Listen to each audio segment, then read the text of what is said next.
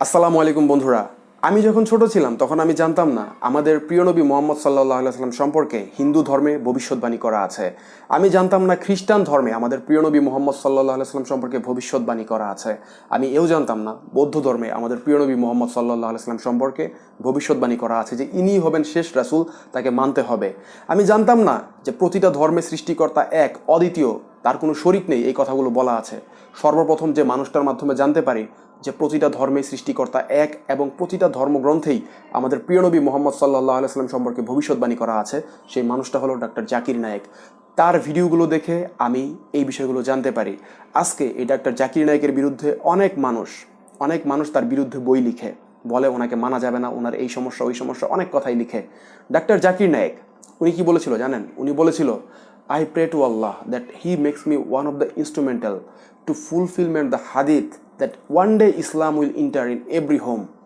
চিন্তা করতে পারেন, সে বলতেছে যে আমি আল্লাহর কাছে দোয়া করি আল্লাহ যেন আমাকে একটা মাধ্যম হিসাবে ব্যবহার করে ওই হাদিসটা পরিপূর্ণ করতে, যে একদিন ইসলাম প্রতিটা ঘরে প্রবেশ করবে। রাসূল সাল্লাল্লাহু আলাইহি সাল্লাম বলেছিলেন যে কিয়ামতের আগে ইসলামের আলো প্রতিটা ঘরেই প্রবেশ করবে, কোনো ঘর বাদ থাকবে না। এবং উনি দোয়া করছে এই কথা যে আল্লাহ আপনি তো এটা পৌঁছাই দিবেন, আপনি তো এই দিনের আলো প্রতিটা কাফের মুশরিকদের ঘরে পৌঁছায় দিবেন, আপনি আমাকে মাধ্যম হিসাবে ব্যবহার করেন। ডক্টর জাকির নাইক এই কথা বলছিল যে আমাকে যেন আল্লাহ তাআলা মাধ্যম হিসাবে ব্যবহার করে এই হাদিসটা পরিপূর্ণ করতে। এই মানুষটার বিরুদ্ধে আপনারা কি করে বই লিখেন? এই মানুষটার বিরুদ্ধে আপনারা কি করে এত ফতোয়া দেন? হতে পারে তার কোনো মাসালা আপনাদের ভালো লাগেনি, হতেই পারে একটা মানুষের সাথে একটা মানুষের মাসালার পার্থক্য হতেই পারে, তাই বলে তারা কাফের বলবেন? যে মানুষটার মাধ্যমে হাজার হাজার লাখ লাখ মানুষ মুসলিম হয়েছে, যে মানুষটার ভিডিও দেখে আজকে মানুষ মুসলমান হচ্ছে, যে মানুষটার ভিডিও দেখে মানুষ জ্ঞান আহরণ করতেছে যে কিভাবে ইসলামের দাওয়াত দেওয়া উচিত, এই বিষয়গুলো জানার জন্য চেষ্টা করতেছে, অন্যান্য ধর্ম সম্পর্কে জেনে তাদেরকে অন্যান্য ধর্মের মানুষকে সুন্দরভাবে ইসলামের দাওয়াতগুলো পৌঁছে দিতে পারছে, যে মানুষটার মাধ্যমে এই কাজগুলো শুরু হয়েছে, সেই মানুষটা সম্পর্কে আপনারা এত খারাপ ধারণা পোষণ করেন কেন ভাই? যে মানুষগুলা ডক্টর জাকির নায়েক সম্পর্কে খারাপ ধারণা পোষণ করেন, আমি একদম গ্যারান্টি দিয়ে বলতে পারি তারা কখনোই তার ভিডিওগুলো ঠিকমতো দেখেননি। তার ভিডিওগুলো যদি আপনারা ঠিকমতো দেখতেন, কখনোই আপনাদের মধ্যে এই ধরনের সমস্যার উদ্ভব কখনোই হতো না। উনি হয়তো কিছু কিছু মাসালা বলেছে যেগুলো আপনাদের পছন্দ হয় না, হ্যাঁ, হতে নাই পারে। আমাদের অনেক যে চার মাযহাব তাদের মধ্যেও অনেক মাসালার অনেক ধরনের তারতম্য রয়েছে। তো এখানে আসলে একজন মানুষকে যেন কাফের বলা, এটা তো আসলে ভাই মানে রাসূল সাল্লাল্লাহু আলাইহি ওয়াসাল্লাম হাদিস আছে যে কেউ যদি কাউকে কাফের বলে, সে যদি কাফের না হয় তাহলে ওই কাফেরের কথা নিজের ঘাড়ে এসে পৌঁছাবে, যে তাহলে আপনি কাফের হয়ে যাবেন। তো আপনি কেন এগুলো করতেছেন? একজন দিনের দায়ী, যার মাধ্যমে এতগুলো মানুষ মুসলমান হয়েছে, যার মাধ্যমে এতগুলা নাস্তিক, হ্যাঁ, তারা ইসলামের বিভিন্ন কিছু না প্রশ্ন করতে, সেই প্রশ্নগুলোর জবাব পেয়েছে, অনেকে মুসলমান হয়েছে, অনেকে মুসলমান হচ্ছে।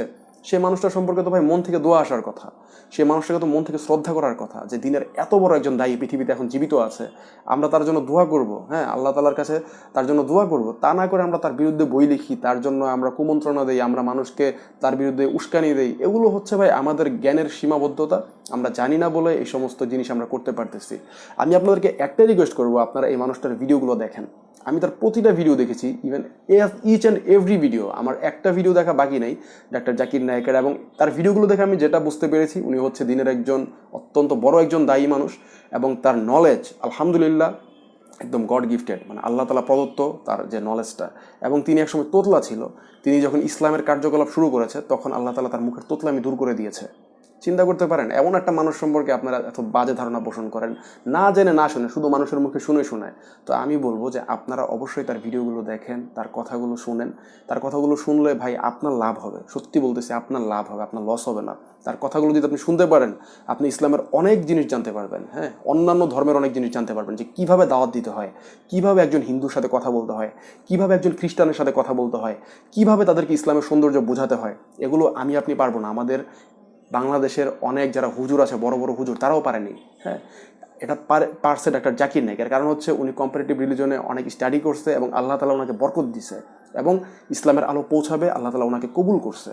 তো আমরা আসুন দিনের এত বড় একজন দায়ী, তার জন্য দোয়া করি এবং তার মতো হওয়ার জন্য চেষ্টা করি, এবং আল্লাহ তাআলার কাছে সবসময় সাহায্য প্রার্থনা করি। আমার ভিডিওর মেসেজ হচ্ছে এটাই, যে যে সমস্ত মানুষ ডক্টর জাকির নাইককে খারাপ ভাবেন তারা অবশ্যই তার ভিডিও দেখবেন। কেননা রাসূল সাল্লাল্লাহু আলাইহি ওয়াসাল্লামের হাদিস আছে যে ব্যক্তি কোনো মানুষের মুখ থেকে শুনে এবং মনে করে যে এটাই সত্য, কোনো যাচাই বাছাই না করে, ওর চাইতে মিথ্যাবাদী কে আছে?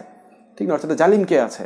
তো আপনি ডক্টর জাকির নাইক সম্পর্কে একটা কথা শুনছেন, আপনার কোনো হুজুরের কাছ থেকে শুনছেন, কিন্তু আমি বলতেছি যে না, উনি এই কথা বলে নাই। কারণ হচ্ছে আমি ওনার সবগুলো ভিডিও দেখছি, তো আপনি ওনার ভিডিওগুলো দেখেন, যেহেতু ভিডিওগুলো অনলাইনে আছে, ইউটিউবে আছে, তো আপনি ভিডিওগুলো দেখে তারপর সিদ্ধান্ত নেন।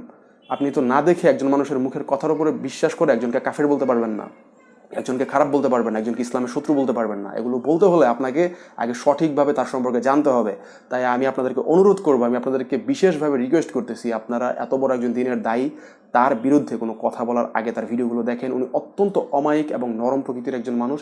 আল্লাহ তাআলা ওনাকে দীর্ঘজীবী করুক, জান্নাতবাসী করুক, এই দোয়া করি। আজকের ভিডিও এই পর্যন্তই, বিদায় নিচ্ছি। সবাই ভালো থাকবেন। আসসালামু আলাইকুম ওয়া রাহমাতুল্লাহি ওয়া বারাকাতুহু।